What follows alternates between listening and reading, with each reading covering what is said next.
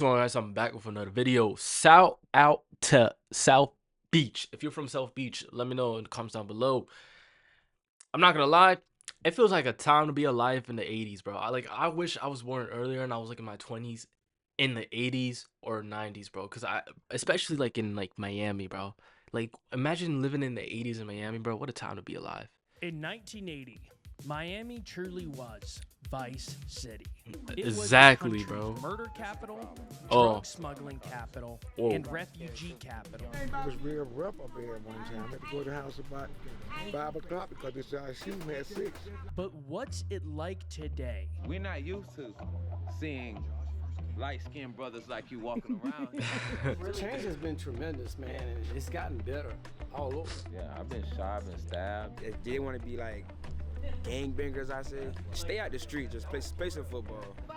Hey, this is actually an advice. Like, bro, all jokes aside, this is a genuine advice, bro. Stay off the streets and like do something productive and be like, but be something, bro. Be somebody. Don't throw your life away and go to jail impressing others, bro, or trying to act hard, bro. Cause bro, who do you really care about others' opinions, bro? Cause those opinions, those people don't care about you. They generally don't. We me went check. to Liberty City, its most dangerous I neighborhood, tried to to check if find my out thing was how working. we ended up in the projects where they shot the movie Moonlight, which are now abandoned. Come with us. Moonlight to was shot here? Miami's hoods. Before getting to Liberty City, our first stop was Little Haiti. Little Haiti is located right next door to Liberty City and is also one of Miami's poorest and most dangerous neighborhoods. Though, like the rest of Miami, it's rapidly gentrifying. Yeah, we from Haiti. Do you like it here? Miami, Yes. I like it my country. You like Okay. what's your country, Haiti or the US? Haiti, Haiti? yes. Haiti. Haiti, I like it Miami. You like Miami too? Roughly half of America's Haitians live in Florida. Do you like it here? I love it here. This is where I grew up and this is where my kids grew up. They first arrived in Miami on boats in the 1970s. And at one point, there were so many Haitians coming over that the government set up a refugee camp on Guantanamo. My country is rich, man. You see Clinton? Yeah. The earthquake, he take everything. He make me know my country just like this. Gold, diamond, my country is rich. US take, Canadian take, French take. We left Little Haiti and continued driving into the historic Liberty City, where our interview attempts got off to a rough start. Hey, we're making a YouTube video, getting on where Moonlight was filmed. What? We go all around the country. Get the fuck away from me. Go over there where the motherfucking Cubans at. They got houses and boats and cars. And you know where you at? You know where you at? You know where you at? Liberty City? Liberty Come City. here, boy. I'm gonna tell you what the white man tell us. Okay. You know where you at? All right, so I just went up to that group on the corner in front of the store, and they Bro. were not happy. Start recording. But then we started talking to more residents and quickly realized there was another side to Miami's most dangerous neighborhood. What's your name?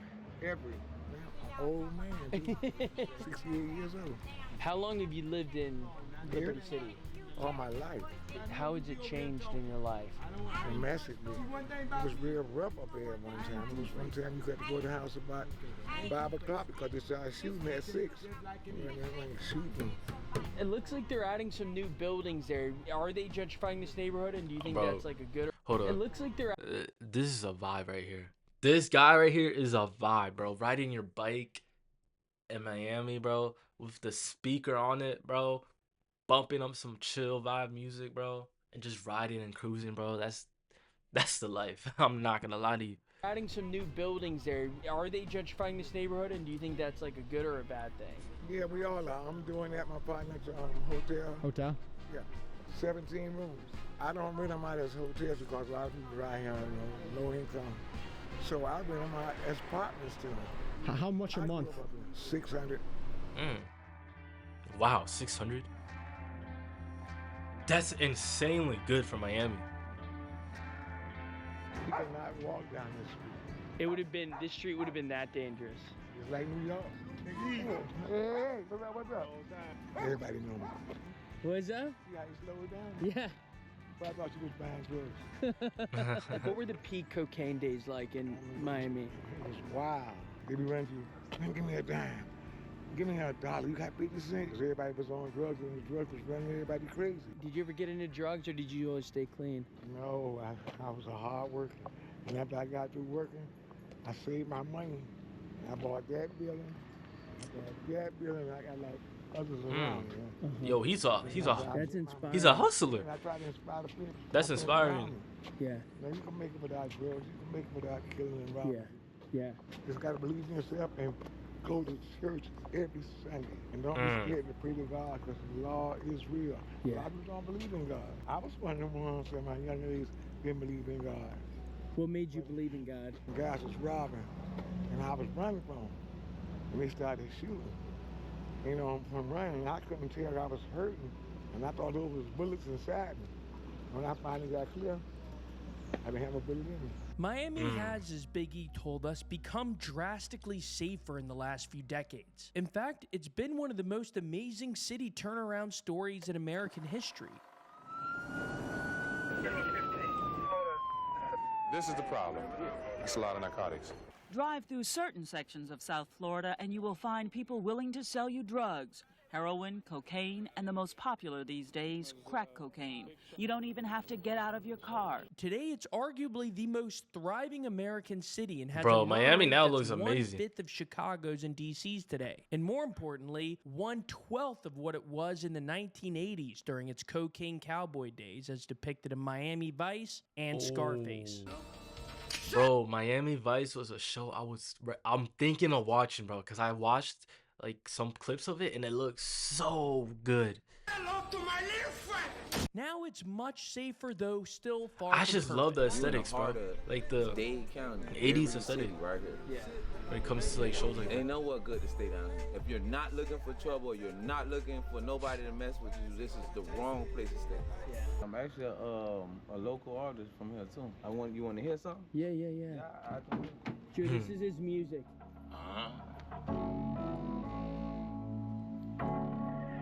What city you from?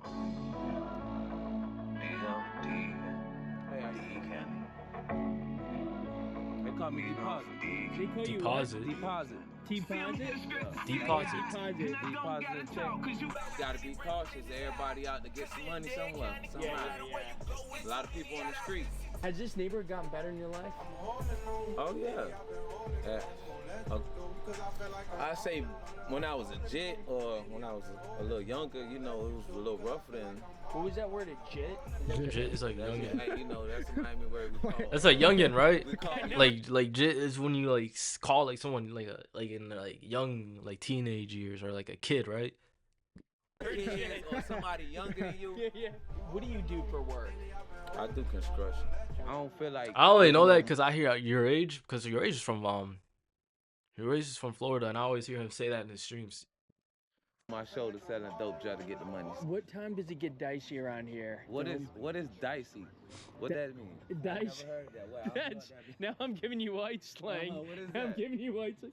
Dicey is like a little dangerous. Oh, okay. So we're not used to seeing light-skinned brothers like you walking around here like that. So you see what I did? As soon as I pulled up, I went slow. Like, what's going on? At nighttime, when the sun go down, They'll think we're cops. yeah, basically. Yeah. But when I was younger though, Yeah. I almost died a few times. Really? Yeah, I've been shot, I've been stabbed. I've been jumped, I've been shot at multiple times. Like, yo. You've been shot? Yeah. Holy Yeah. fuck. Yeah. How did that like change your life outlook? A lot of things change your life, but being shot and stabbed ain't one of them. Really?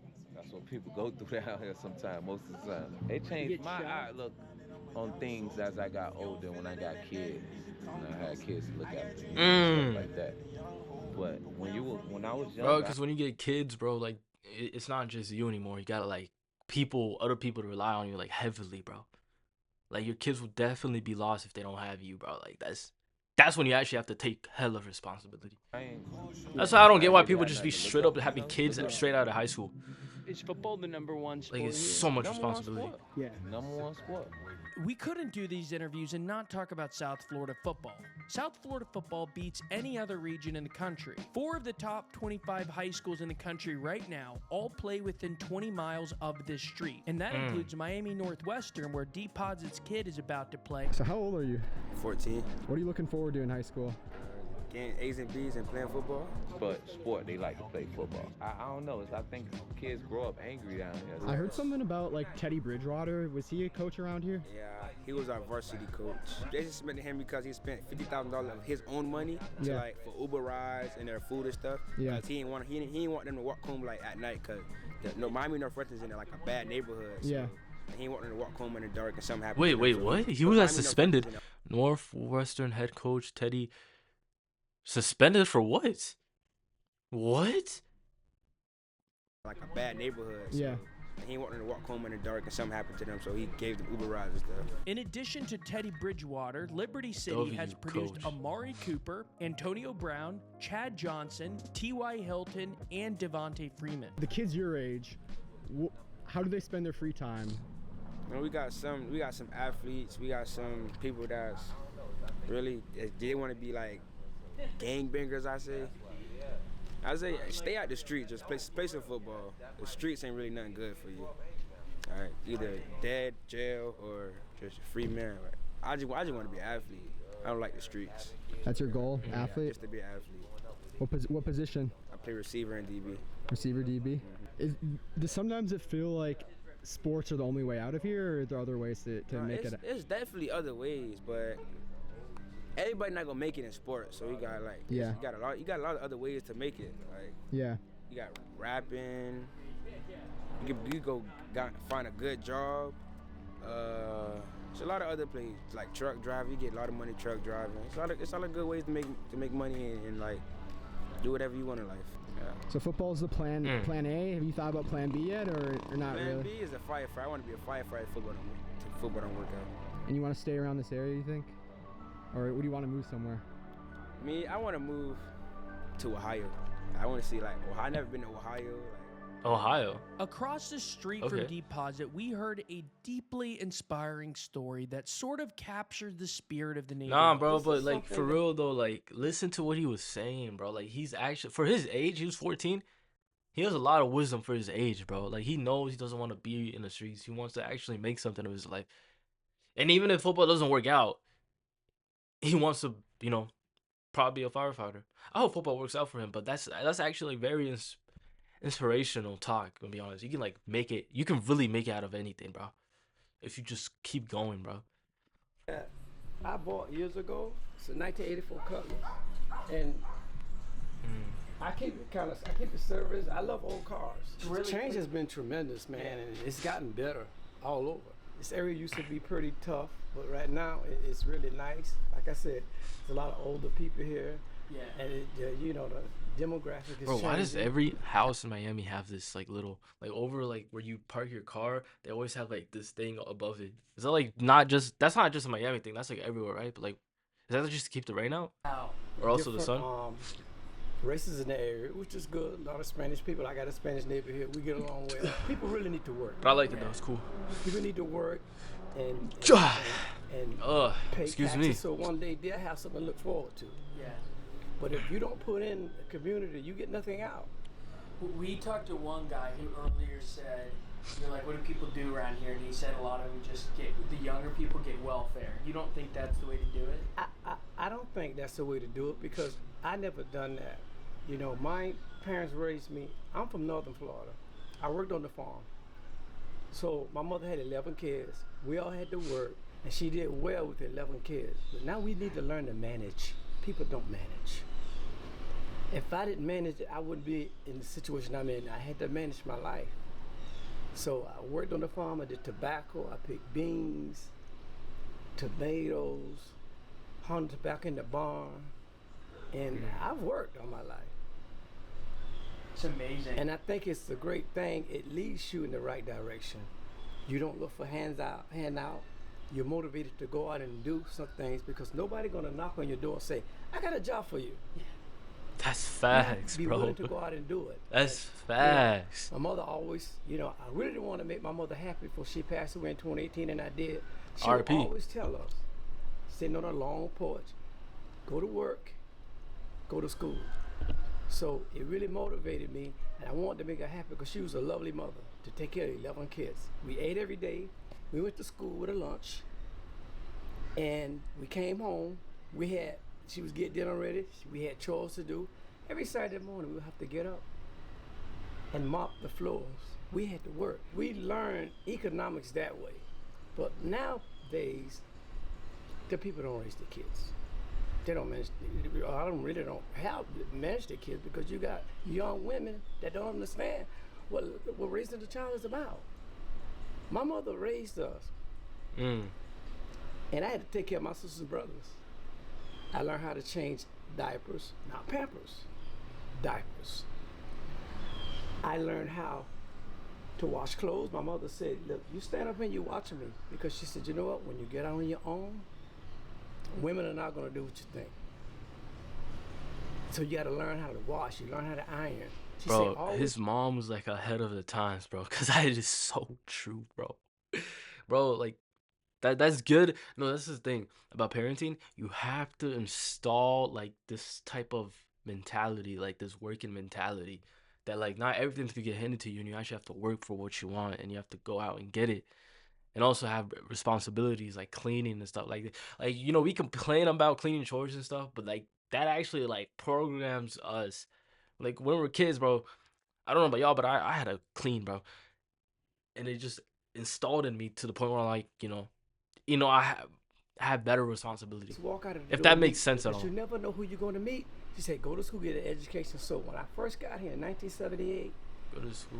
I went to Miami-Dade, no, 2-year college, but I finished a year and a half.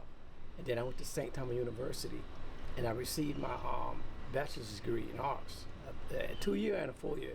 3.5 years I got 2 degrees. I always wanted to be a manager. I used to be in my mirror at my house, putting on the top plant in the room. Finally, when I did get out and start working, I worked for waste management for 25 years. So I've been in the garbage industry all my life, and I just retired about 3 years ago. I remember my teachers always say, you're gonna grow up and be a garbage man. I'm glad I did, because I made more money than they made. It's a lot of money in the industry and garbage. Bro, I hate teachers like that, bro. Like these teachers think they're so I don't know, bro. They think so highly of themselves, bro. And not every teacher. Like I never had a bad teacher, but I heard of teachers that are like this. I hate teachers like that. Cause bro, not only are you barely making wage, bro, you really talking down on garbage fans while garbage fans be making more. Even some be making 6 figures. I mean, it depends, location stuff, but like there's garbage fans that do make around like close to 6 figures, and that's way more than any teacher makes.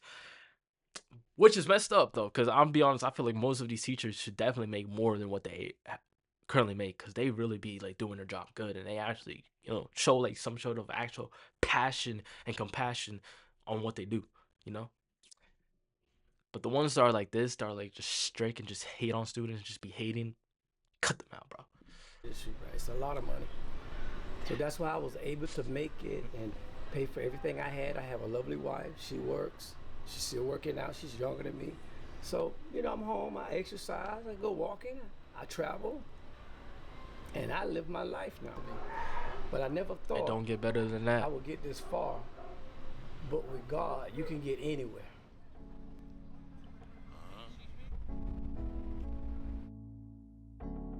Oh, this is deep pause. That was hilarious. Bro didn't know jit. Deposit? Bro, looking. I've heard Deposit that song? I needed a definition. I needed the Merriam-Webster definition.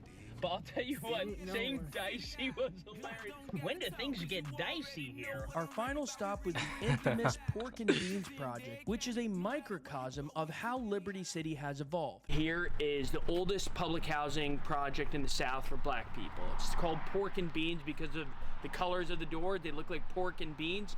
And right now they're demolishing it. Everything's shuttered. Everyone was moved out. The people in good standing were moved into other government-funded housing. But now it's basically slated for destruction. They're building newer and nicer buildings, and it's a historic neighborhood. It used to be one of the poorest in the country, and this is where the director of Moonlight lived. Oh, yeah, she's What? fine as hell. Hey, night, little. See you guys later. But today they're tearing Not even Pork seen and Moonlight, Beans but down I and heard it was moving a good residents picture elsewhere. movie. This move has enraged many and became the subject of a recent documentary called Raising Liberty Square. This is our community. Why are you planning it for us? A recent PBS documentary, Raising Liberty City, featured their frustrations, along with how sea level rise and gentrification led to the heart of Liberty City getting a major transplant. Liberty Square, by the way, is how Liberty City got its name. Most of the residents aren't Haitians and certainly not Cubans. They're African Americans. It was on a street corner between Pork and Beans and the new housing project that we heard a fascinating debate about how Miami's changed from two Miami natives. I used to live in the Pork and Bean years ago when I was a little girl. What was it like then? It was nice. Yeah. Is part of you sad that they're getting rid of where you lived as a little girl? No, Yeah. no, I'm glad they improving, you know, the community. What was that? All said and done, 5 years from now, all this gonna be Spanish. Spanish? It's gonna be Spanish. Who said it's gonna be Spanish? All you gotta do is watch. What? It gonna Pork be, and Beans being redlined. it You know gonna what I be mean? mixed. Yeah. Slow. Oh, wait, is this a new? Moving everybody out. They got the money off the black people, then they make it hard for them. Can't smoke in your house, you can't do this. And then next thing you look around, people that just came here, they getting all the support, all the cushion, they getting moved right in. Emergency housing, when black people can't get it and they putting them out. Around, it's more Spanish people in here than it is black. Boy, are these the housings? I'm not gonna lie, this looks way nicer than like the previous one, but is this actually true? All these houses been sold to Spanish people around here. How do you feel about that? It don't matter how I feel. What matters is what's happening and what are white people gonna do about it. Black people complaining about it and this and all that. That don't change nothing. It's politics. What do you want the white people to do about it? Be responsible. If you see something wrong in humanity, stop turning your head and stop telling black people, oh, slavery over, forget about it, do something about yourself, grab yourself by your bootstraps, tighten up your boots, and do something. But you got 1,000 roadblocks in front of you. Black people don't bring big freighter loads of cocaine over here. You never heard of when Reagan put all the crack in them communities? We just a product of what the government do. Ain't no dope coming through here without them. But yet, you know, they the one who wanna sell it to get money. You understand what I'm saying? So We ain't bringing no boatloads of dope over here, man. That's not controlled by us. That's controlled by them. We just here to fill up the prisons. What do you think of that? Prisons, what you think about that? What you think about the government renting out private prisoners to corporations? We 10% of the population, while we 80% of the prison. What about when people say black people commit half the murders? Black people ain't running up in schools shooting up people. Yeah. No, that's true. That's true. Black people killing their parents. Black people didn't kill all the buffalo in the United States. Black people ain't throw bodies over walls and castles to get people to pledge. So it's gonna look like what's above the fence over there. yes. And then it's gonna look like that. But it's gonna be And then her point was she thinks it's good because it's gonna be nicer. Yeah. And then your point is they're moving out a lot of black people and it'll be Spanish people. I want it to be good. I'm not religious. I'm not hopeful. I'm a realist. Let's stop just looking and let's do something. Yeah. It's called Unite. While some details can be debated, what is clear is that Miami's turnaround since 1980 is nothing short of a miracle. And even in its most dangerous neighborhood, you can feel a warm sense of hope. We've documented many places in the country that have declined since the 1980s, but that's not the case in Miami. All right, this is the last video from our South Florida series. Our goal coming here is to capture Florida, especially the parts that don't get as much attention. Central Florida, the Everglades, and the hoods of Miami. So thank you so much for watching. We also, of course, went to Palm Beach because wealth is a big part of this country. We capture it in different places. Now I'm definitely check that out. Hey, what y'all think about this? This is actually like very informative too, because I'm be honest, you can get most all your info from social media, the news outlet, but they be stretching stuff. They legit push a narrative that they want to push to you. That's why it's good to watch videos like this where they actually go to these places and go to these communities and actually speak to the people like Like that, like near the end, like that dude was talking about how they're kind of kicking black people out and bringing Spanish teachers.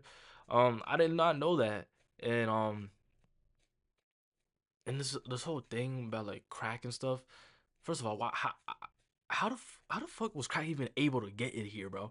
Like back in the 80s, like was this no like defense against that? Like like if you haven't seen Snowfall, it's a show. Look, like this is a show, right? But it really got me thinking because there's been theories about this. Basically, in Snowfall, there's a CIA agent that needs to bring money in for like the organization, whatever, right? And to do that, he brings in crack from Colombia or whatever the fuck, right? And then he gets this kid named Franklin to sell the dope. First off, Franklin gets his dope from the actual Colombians, but then I think they were Colombians or Cubans, and then he meets the CIA agent, and the CIA agent just blows up the whole proportions of how much he's getting, and he gets more products, and the Franklin sells them to the poor community. It makes basically extractions, bro. It's a whole thing, bro. But I feel like it actually could have happened, bro.